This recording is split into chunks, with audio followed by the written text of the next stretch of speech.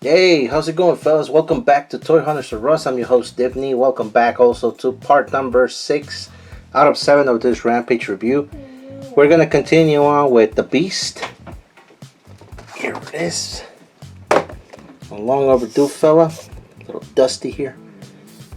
But, nonetheless, he is here. Yes, we out here. There's the artwork right there on the side. Artwork right there on the back. Pause it if you want to read that bio. Even though it sucks, it's gotta be the lamest bio ever. Let's crack them open. For the longest time, I wanted a Marvel Legends Beast, but every time I keep looking at the Toy Biz Beast, I always hated that T-joint that it had. It almost felt like a Mattel figure, not a Marvel Legend, you know?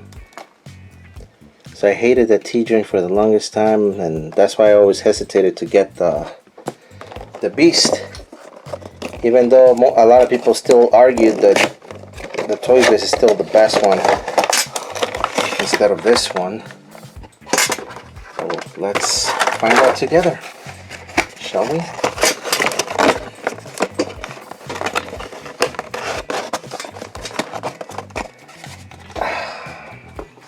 I love having boxes like this. It really adds to the background.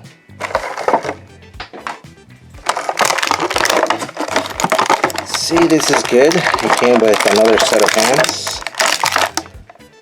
You can never go wrong with an extra set of hands. It also came with the hat for Caliban.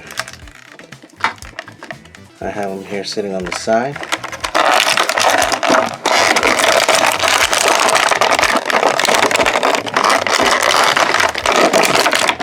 Super excited for this bad boy because he's a new mold. So let's dig in. Super excited. Let's see. For the first time in a long time, they added a shoulder hinge for this big body. Also, they added a toe joint, so that's good. And then for the waist, they added that crunch right there. Instead of having it up here, now they added it down there.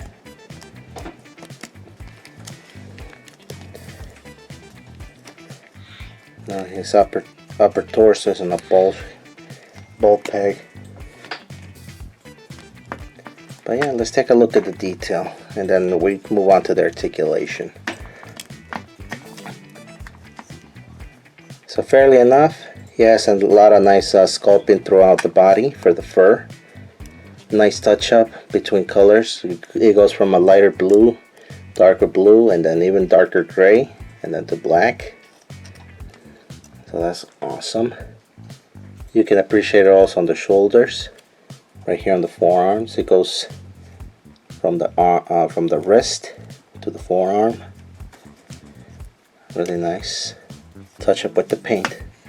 That I can appreciate. And then we also have the same technique here on the chest. Have lighter blue, darker blue, then gray, and then black. So it's good.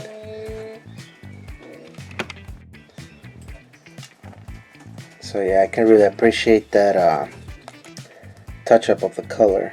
And then we see that same thing over here on the leg. Lighter blue, darker blue, then gray, and then black. Right there on the foot as well. You can see it. That's good. Another thing, I think I remember Beast having a Speedo, not shorts, Speedo. But I guess it's okay, not too bad. And another thing that's kind of a bummer is that even though they give us an extra set of hands, I wish they would have given us an extra head. I mean, it's not too bad, but if you take a look at the artwork on the box, you can see his eyes, like the little iris of the eyeball, and here is just like straight up possessed white eyes. So it's kind of like, I don't know, bothersome. but not bad. It's just not, doesn't bother me a lot, but it could have been cool if they just added another head and then probably some glasses. That would have been awesome, but it is what it is, right? You win some, you lose some. That butterfly joint is crazy though. Look at that. Precious. Let's take a look at the articulation. So the head is in a ball peg. You can look up about that high. Not too much low. And we have the shoulder hinge. Look at that. Sexy. Ball hinge for the arm. Rotation on the bicep. Double jointed elbow. Which are always good for big figures like this. If only they can start doing that on the Build-A-Figures too. If they can implement it here, they can do it on the Build-A-Figure. I don't know why don't they do that. And then for the upper torso, we have his on the ball peg also. Is it a hand? Yeah, it's a ball peg. So he's got, with that ab crunch at the waist, it looks wicked. It looks crazy. Okay. And then there's no rotation on the hip, but you can do that, which is, I don't know, I guess it's okay. A waist cut would have been good, but hey.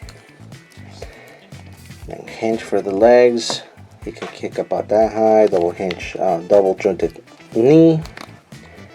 Rocker. No, I'm sorry. A hinge for the foot up and down, and then of course the ankle rocker, and then the toe hinge right there, which is cool.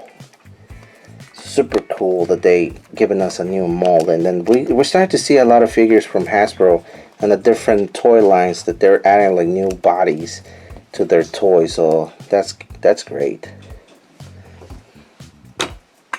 Let's see. There's something I want to check. I saw a picture, but I said I want to try it myself. Yeah, so I'm gonna give up. I was trying to balance him like this. I saw somebody doing it, but I guess he did like a trick shot, or he'd use something to hold it in place because it's not working. And it's not like it's not possible. I guess it would be possible, but his joint on the elbow is too loose. So I'm gonna leave it at that.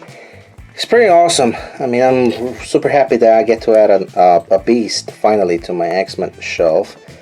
So I cannot argue with that. And plus on top of that, he's beefy.